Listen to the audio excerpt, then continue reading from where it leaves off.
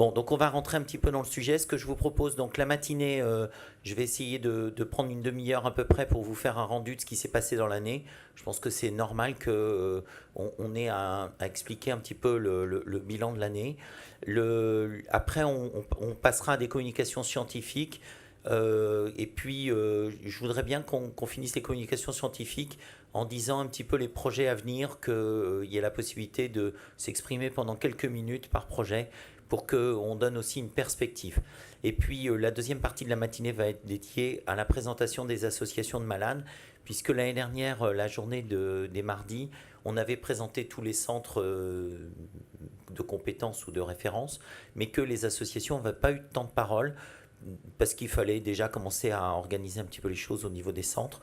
Et donc cette année, voulais que les associations aient le temps de se présenter, de dire qui elles sont, ce qu'elles attendent, etc. Donc ce sera la deuxième partie de la journée. Et puis l'après-midi, on a voulu faire une après-midi dédiée à un thème spécifique. On a pris l'éducation thérapeutique aujourd'hui. Donc il y aura toute une animation et un débat qui seront portés par Anne Breton et Christine Martinez qui animeront le débat cet après-midi autour de l'ETP. L'idée étant d'essayer de voir comment est-ce qu'on peut progresser sur l'ETP dans notre CRMR des mardis. Voilà, donc la journée va être un peu longue. On devrait finir vers 17h. Juste une remarque pour les gens du COPIL et du Conseil scientifique. Après, si vous êtes d'accord, on fera une petite réunion, puisqu'on est tous là, des visus, pour essayer de discuter un peu des perspectives et du bilan de l'année. Merci à vous. Donc, pour ce qui est du bilan de l'année, donc déjà, on a un vieux logo qu'il faudra peut-être qu'on revoie un petit peu dans l'année au moment où on mettra en place le site web. Donc, dans les actions réalisées, qui est un peu le bilan, l'année dernière, nous étions avec cette cartographie des centres de référence et de compétences des mardis. Vous savez que l'année dernière, il y avait eu 3 centres qui n'étaient pas labellisés centres de référence. Et avec Frédéric Gautran, on a décidé de continuer de ne pas lâcher prise et de demander à ce que ces centres de référence soient labellisés comme centres constitutifs.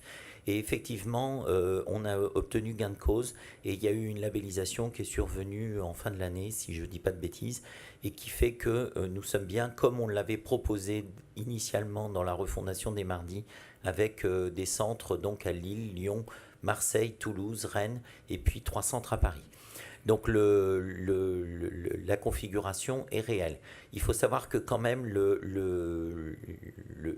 on a eu gain de cause parce qu'il y avait eu des vices de procédure au niveau du ministère et de l'évaluation, mais que la réponse a été on labellise tout le monde, mais on observera quand même ce que vous faites. Donc il ne faut pas rester sur nos lauriers et il faut être proactif et justifier que les 5 nouveaux centres, eh bien, il y avait lieu de les labelliser. Alors il y a eu 2 centres qui ne sont pas labellisés, mais que je vous avais proposé d'intégrer comme centre de compétences quand même.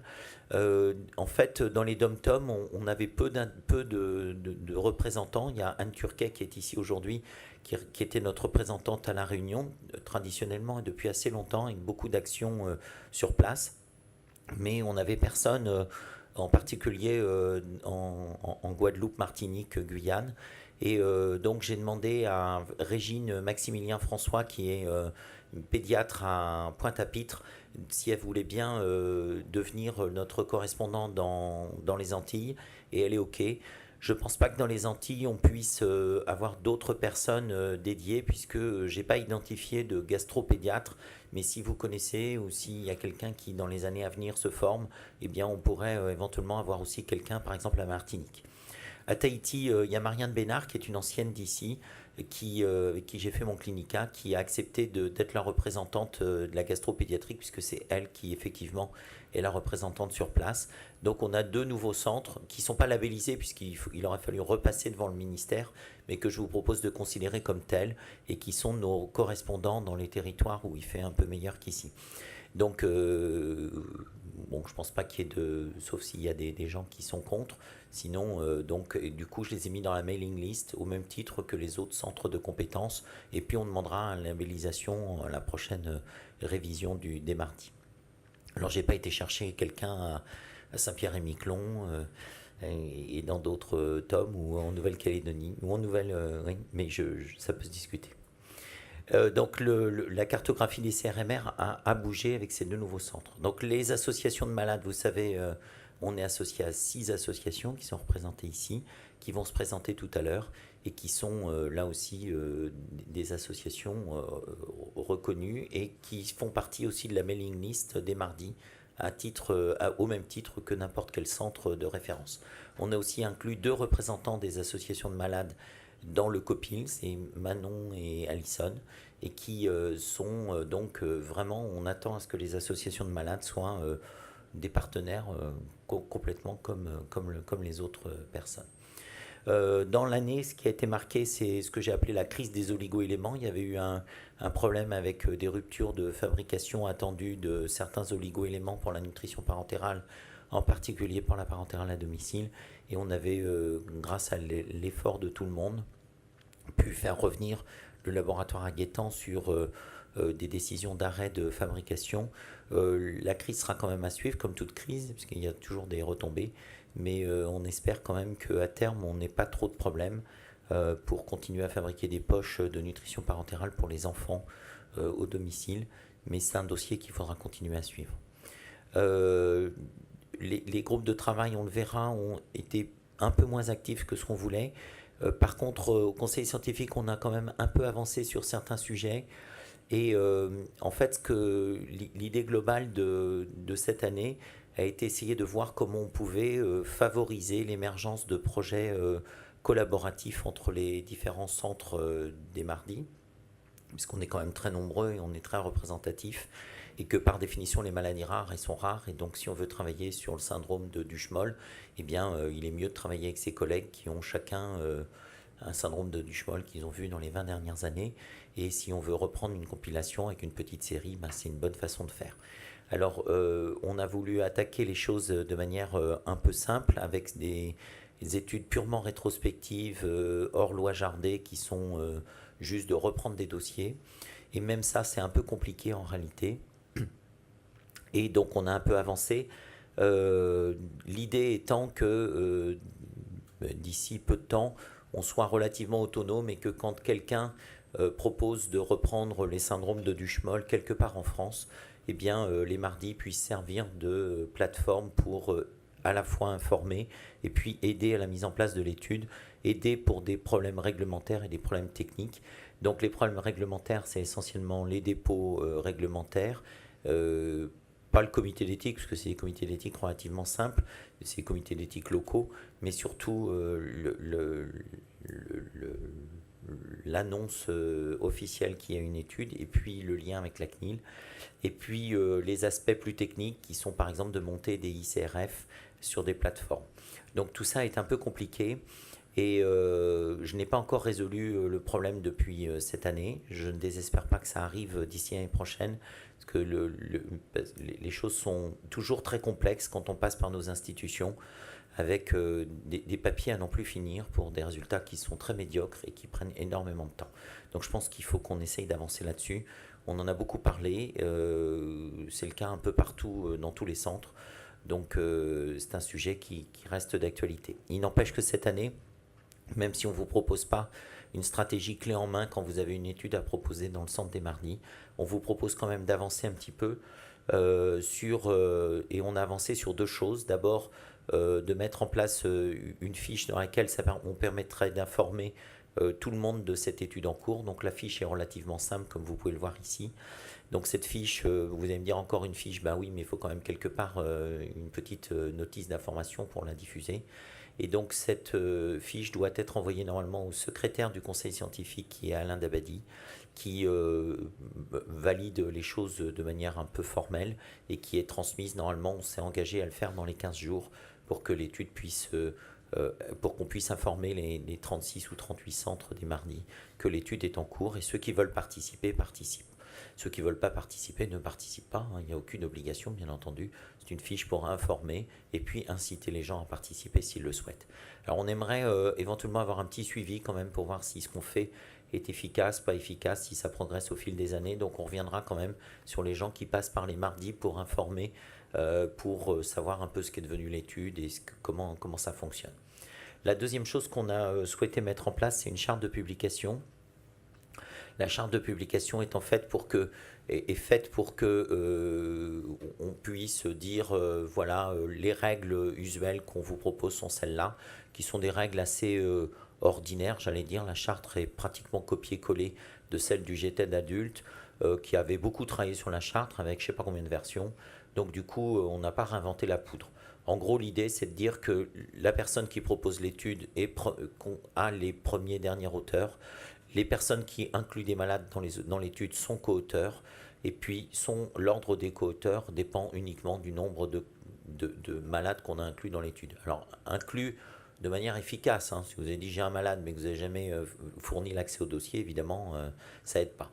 Donc après, bon, il y a la résolution d'éventuels conflits, des cas particuliers, etc. Je ne vais pas rentrer dans les détails. La charte a circulé, on l'a un peu discuté, bon, un peu aussi évolué au fil des années, c'est pas important. L'idée était juste de donner un petit peu un point de départ pour que si jamais il y a des discussions, des conflits, des problèmes, eh bien, on ait quelque chose d'écrit qui serve de référence. C'est pas du tout fait pour embêter les gens. Mardi n'a pas vocation d'être un co-auteur ni une structure en tant que telle. Mardi est juste fait pour aider, donc il n'est pas demandé. Si Mardi est dans les remerciements quelque part, ce sera très bien, mais on n'en demande pas plus. Il n'y a pas besoin de. C'est pas une structure en plus qu'il faut considérer comme telle. Donc je vous ai dit l'aide aux démarches réglementaires hors loi Jardé, parce que quand c'est dans la loi Jardé, c'est plus compliqué. Hein. Si vous voulez implanter des pacemakers, c'est évident que là, il y aura une démarche beaucoup plus lourde, et donc les mardis peuvent vous aider, mais il ne faudra quand même pas demander aux mardis de tout faire. Et puis l'aide à la création d'ICRF, c'est un sujet sur lequel on continuera à avancer cette année, et je ne désespère pas qu'on essaye de vous proposer quelque chose clé en main. Donc quand vous venez avec les mardis en disant je veux reprendre les syndromes de Duchemol pour je ne sais quel rapport d'un étudiant, d'une thèse, que sais-je, eh bien on puisse vous aider à dire bon bah ok, on s'occupe de l'intendance entre guillemets, et vous pilotez, vous relancez, vous faites l'étude. Dans les actions réalisées cette année, les autres groupes de travail ont été montés avec des résultats qui sont variables d'un groupe à l'autre. La plupart des groupes ont quand même commencé à travailler, mais avec des résultats qui ne sont pas très probants au bout d'un an. C'est pas très inattendu, essentiellement parce qu'on est tous débordés. C'est un sujet sur lequel on discutera peut-être plus en détail. Il y a quand même eu des choses de faites. Par exemple, le groupe de travail sur les protocoles de soins a collecté pas mal de données sur les soins liés au cathéter, et ils feront une communication tout à l'heure. Il y a un site web on a décidé de faire un site web commun avec Fimato, où les mardis seront une des pages de Fimato, du site web Fimato, de la filière, pour éviter de multiplier les endroits. Donc on sera autonome pour mettre le contenu sur ces pages mardi, mais on sera connecté avec Fimato et les autres centres de référence de la filière. Aujourd'hui, Audrey, je ne sais pas où on en est des sites web de Fimato. C'était en pourparlers de quel site on allait prendre, etc. Mais j'espère que ça puisse débuter à l'automne. Pour redire ce que vient de dire Audrey, donc le site web devrait être ouvert pour janvier. Ce site web, il faut qu'il soit actif, interactif avec des données, sinon évidemment il ne sert à rien. Pour nous, c'est un avantage de passer par Fimato, parce que toute l'infrastructure, l'intendance, les appels d'offres et tout sont faits, et on mutualise aussi les coûts. La collecte des données pour la cartographie des ressources a été en grande partie faite. C'est Alexis Mosca qui a piloté, mais tout le monde y a contribué ici. Et donc ça viendra alimenter le site web quand il verra le jour. Donc il y a des choses qui ont été faites. Je rappelle que les groupes de travail sont assez nombreux, et si des choses ont été faites, tout n'a quand même pas été réalisé. Donc le site web, on vient d'en parler. Le conseil scientifique, on en a un petit peu parlé. Les représentants auprès des institutions, on a parlé un petit peu du problème à Guétan, mais il n'y a pas eu beaucoup d'autres choses. Le TP à ma connaissance, pas énormément bougé cette année, mais on va en parler cet après-midi, et donc ça va être une bonne façon de mettre le pied à l'étrier. Pour tout ce qui est banque de données, Bamara, etc., c'est très complexe, c'est assez poussif au niveau ministériel et au niveau de chaque institution. C'est Alain Dabadi qui a fait un peu un bilan global, mais il y a indéniablement des choses qui devront être faites dans les années à venir. Mais cette année, hormis de collecter que c'était compliqué un peu partout, je ne sais pas si c'est un bon résumé, Alain, euh, on n'a pas beaucoup avancé. La télémédecine, c'est beaucoup Jérôme Viala qui a essayé de porter ça. On s'est aperçu qu'en fait, la plupart des hôpitaux possédaient les mêmes outils logiciels pour lesquels on pourrait faire au moins des conférences pluridisciplinaires en ligne, ce qui est un peu l'idée, où on se réunirait tous pour discuter de dossiers difficiles, mais on n'en est encore que à la réflexion sur comment faire d'un point de vue pratique, et c'est vrai qu'on n'a pas de solution clé en main. J'espère que ça avancera aussi. Tout ce qui est procédure, je vous l'ai dit, ça a pas mal avancé. Les PNDS, on a 3 PNDS en cours, un sur le grêle-court piloté par Olivier, un sur les polyposes piloté par Jérôme et un sur les poids piloté par Marc, mais qui ont un peu avancé cette année, mais quand même moins qu'on aurait espéré. Mais on est tous débordés, hein, c'est évident. Tout ce qui est formation des médicaux et paramédicaux, on a peu avancé aussi. Le patient expert, aux grandes dames de certains experts ici présents, a aussi peu avancé. Et puis le lien avec Fimato se passe par contre très bien et on interface et on fait des choses et ça devrait avancer mieux. Alors tout ça devrait progresser cette année essentiellement parce que on a enfin réussi à obtenir le recrutement d'une personne qui est Margot Prévost. Margot, elle est quelque part, je lui ai demandé de venir.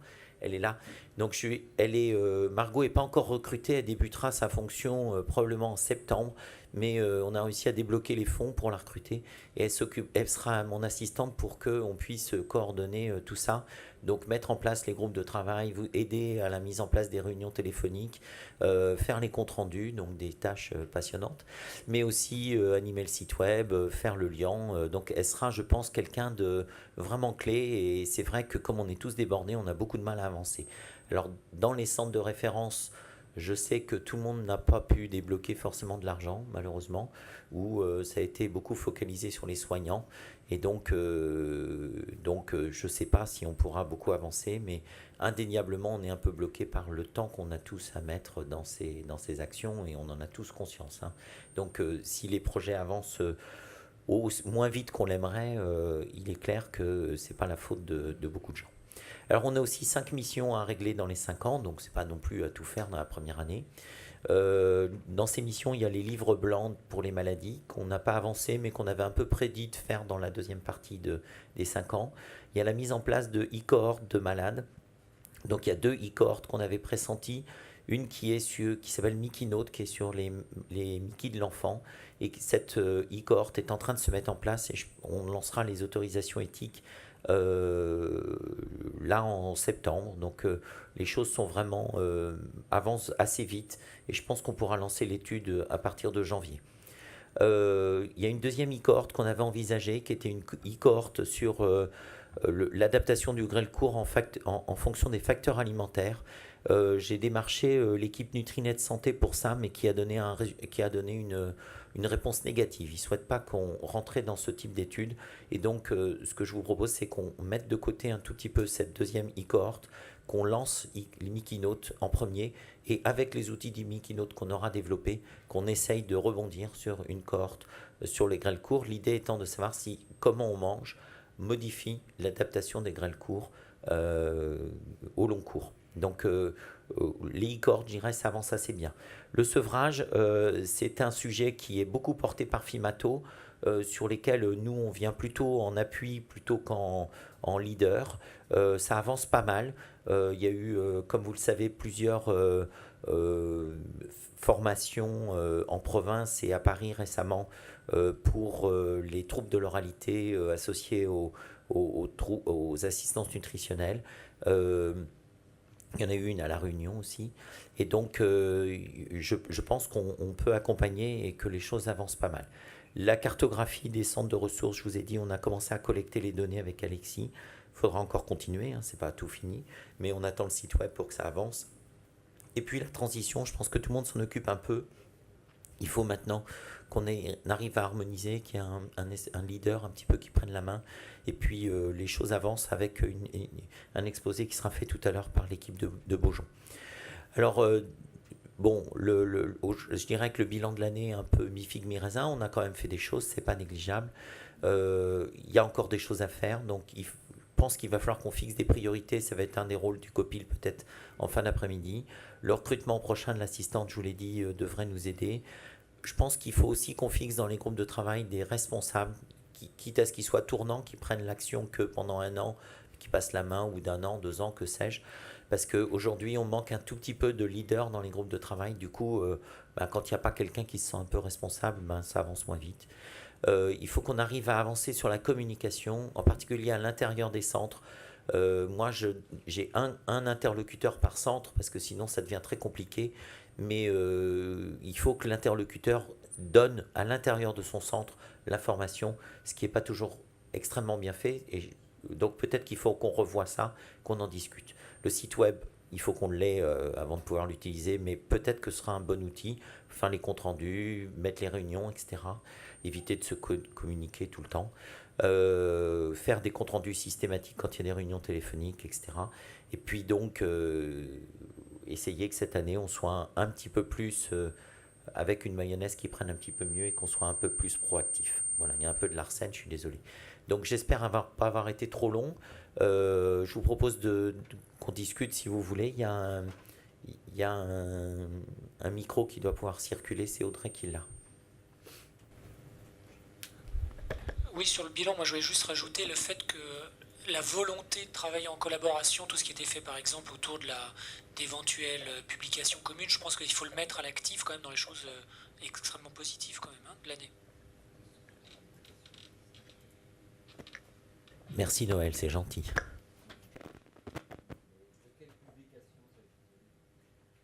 Alors ce que je disais tout à l'heure, c'est que on essaye d'aider les gens à faire des études collaboratives, rétrospectives pour débuter, parce que c'est ce qui est le plus simple, hors loi Jardé.